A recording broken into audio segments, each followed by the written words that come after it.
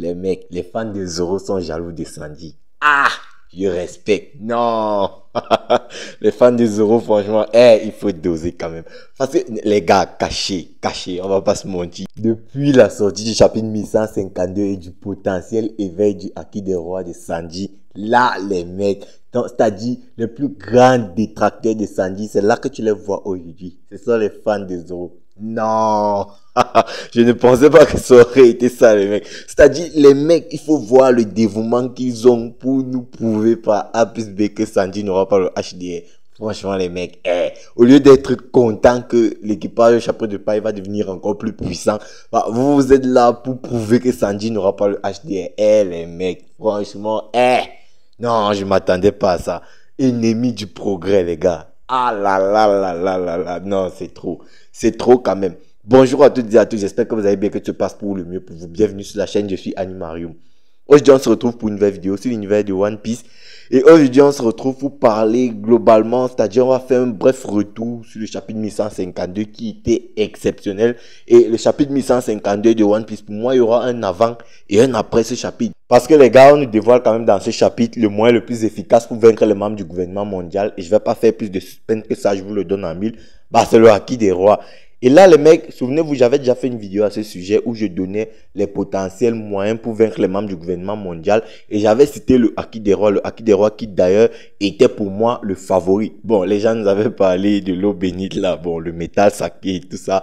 Bon, moi, je n'y croyais pas. Pour moi, c'était, on va dire, trop unique. En fait, trop unique pour moi pour que ce soit le moyen le plus efficace pour vaincre les membres du gouvernement mondial, dans les Gorosei, Im-sama et même les chevaliers du vin. Pour moi, le Haki des rois était donc la solution miracle. Tout simplement parce que le Haki des rois, bah, il n'avait pas si grande utilité que ça en combat, étant donné que on a les utilisateurs de Haki de l'armement avancé qui battent les utilisateurs de Haki des rois. Du coup, le Haki des rois, bon, on peut dire ce qu'on veut, mais voilà. La particularité, on va dire quoi, l'exclusivité du Haki des rois, franchement, c'était pas ouf que ça. Maintenant qu'on nous révèle que c'est le seul pouvoir, bon, entre guillemets, parce qu'il peut y avoir d'autres alternatives, mais maintenant qu'on sait que le Haki des rois, bah, c'est le pouvoir le plus vulgaire, si je peux le dire comme ça, pour pouvoir vaincre les membres du gouvernement mondial, bah là, il y a énormément de choses qui vont commencer à s'embrancher.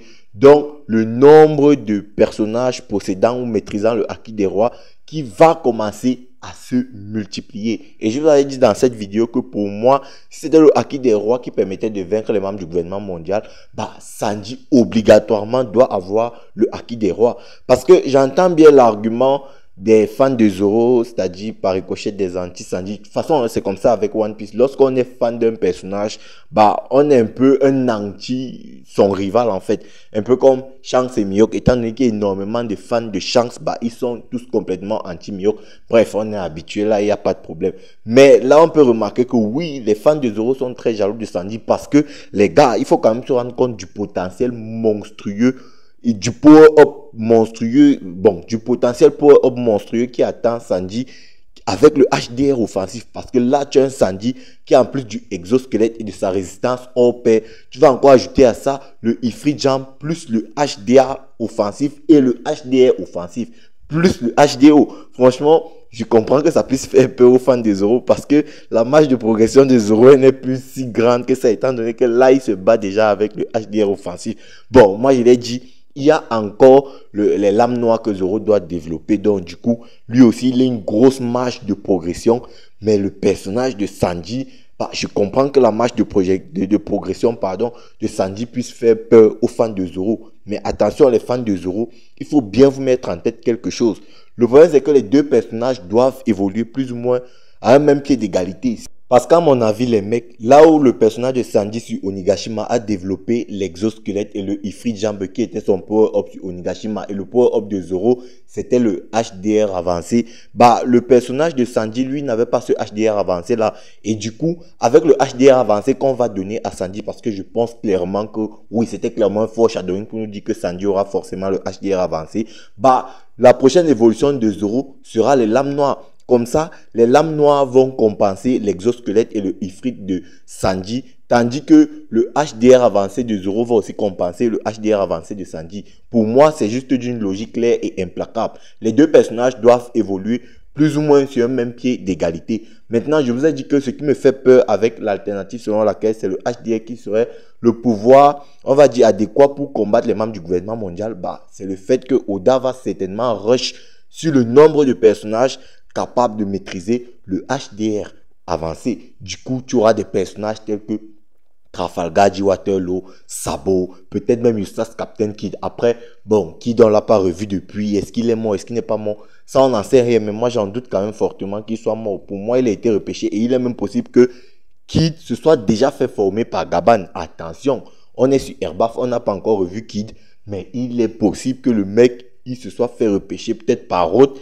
Et qu'il se soit fait former par Gaban. Et qu'aujourd'hui, Kidd, en termes de puissance, il est juste monstrueux. Ça, c'est vraiment pas impossible parce que nous sommes sur Airbaf et on est en train d'entamer les arcs finaux, l'arc final de One Piece. Donc, tout est entre guillemets possible. Maintenant, est-ce que ce sera dérangeant ou pas? Moi, je sais pas. Étant donné que dans ce même chapitre 1152, on apprend que Loki lui aussi possède le HDR. Bon, ça surprend qui, bon, plus ou moins personne, tout le monde se disait que, ouais, bon, Loki possède le HDR offensif et tout. D'ailleurs, Loki, c'est certainement un monstre. Donc, du coup, il n'y a pas trop... c'est pas si choquant que ça. Bon, maintenant, il y a le cas de Jinbe. Est-ce que Jinbe lui aussi doit posséder le HDR offensif? Moi, je dis oui. Pour la simple et bonne raison que, pour moi, sur un équipage de 9 membres comme celui de Luffy, bah, tu peux pas juste avoir 2 membres qui sont Luffy et Zoro qui possèdent le HDR offensif. Donc, par ricochet, 2 membres capables d'affronter tout le gouvernement mondial. C'est trop peu. C'est pourquoi, pour moi, je suis sûr que non seulement Sanji aura le HDR offensif, mais aussi Jinbe. Comme ça, avec 4 membres capables d'affronter le gouvernement mondial pour un équipage d'empereur, bah, c'est cohérent. On va pas se mentir, c'est cohérent. Peut-être même que Usopp lui aussi développera, il développera le HDR offensif. Ça aussi, on n'en sait rien, mais c'est aussi possible pour le personnage de Usopp et peut-être même pour Robin. Attention, parce que, à mon avis, Robin est une J. Et selon ma théorie, tous les J combattants possèdent le Haki des rois. Et bon, peut-être que là, je suis en train d'aller un peu trop loin, mais bref, ce n'est qu'une théorie comme ça. Bon, du coup, voilà. L'armée révolutionnaire aussi, bon, on sait que Dragon possède déjà le Haki des rois. Donc, sans doute, Sabo lui aussi possède le Haki des rois et il aura certainement le Haki des rois avancé. Étant donné que eux, l'armée révolutionnaire, ils ont justement été créés pour combattre le gouvernement mondial. Donc, du coup, Sabo HDR aussi, bah, c'est plus ou moins évident pour moi.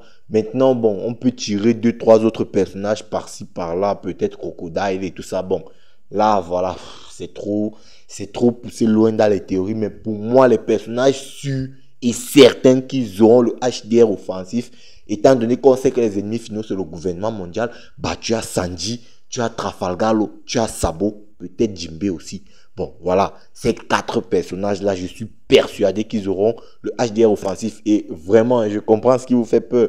Tant le potentiel de ces personnages, le potentiel évolutif de ces personnages-là, bon, entre Sanji, Sabo et Trafalgar, leur potentiel évolutif avec le HDR offensif est juste vaste et immense. Je comprends que ça fasse flipper les fans de Zoro, mais ne vous en faites surtout pas parce que le personnage de Zoro, je pense que lorsqu'il va affiner sa maîtrise du Haki des rois dans cet arc de Airbaf, pour moi, ce sera un niveau amiral sûr et certain. Il n'y aura même pas de discussion à faire. D'ailleurs, ce sera pareil pour Sandy, qui lui, sur cet arc de Airbaf, je ne sais pas si c'est directement là, il va développer son HDR offensif. Parfait. Si moi, je pense que c'est sur cet arc de Airbaf.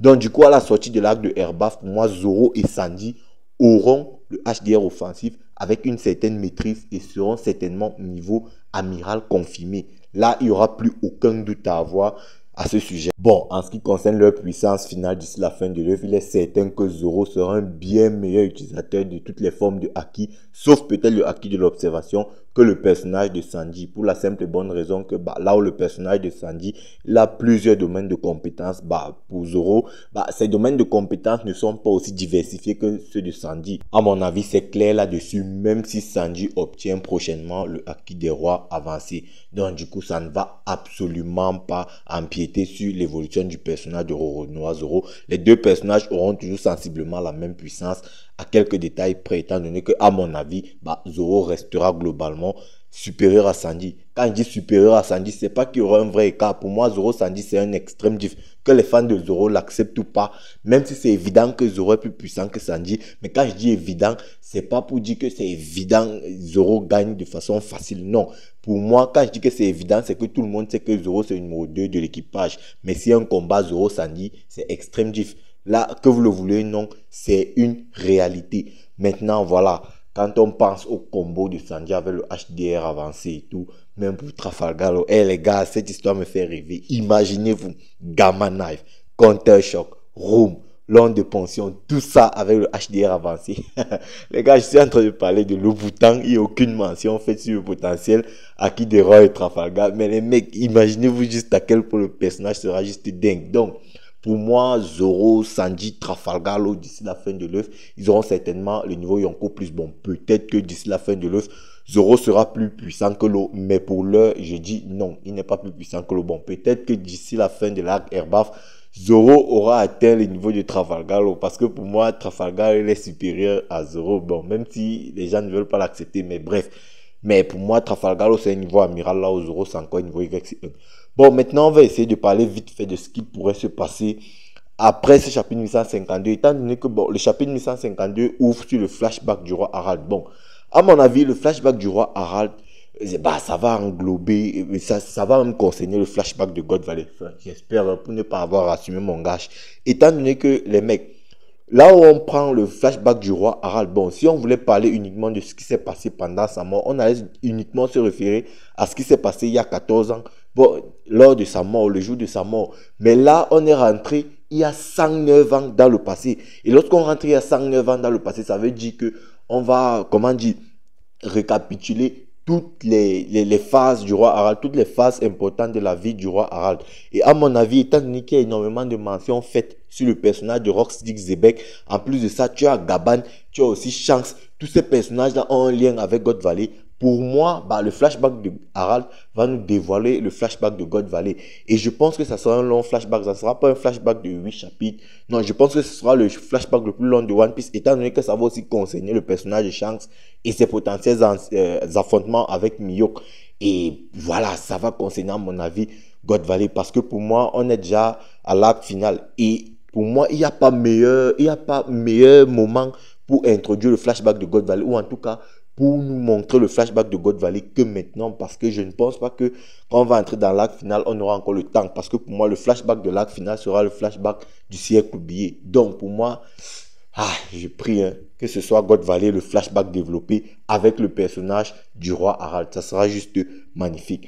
Du coup les amis, la vidéo est arrivée à son thème, j'espère qu'elle vous aura plu. N'hésitez pas à me dire ce que vous en pensez en commentaire, check la vidéo à l'écran, like si elle t'a plu, partage. Et puis nous on va se dire ciao pour une prochaine vidéo. Portez-vous bien sur Animarium. Peace les bros. After.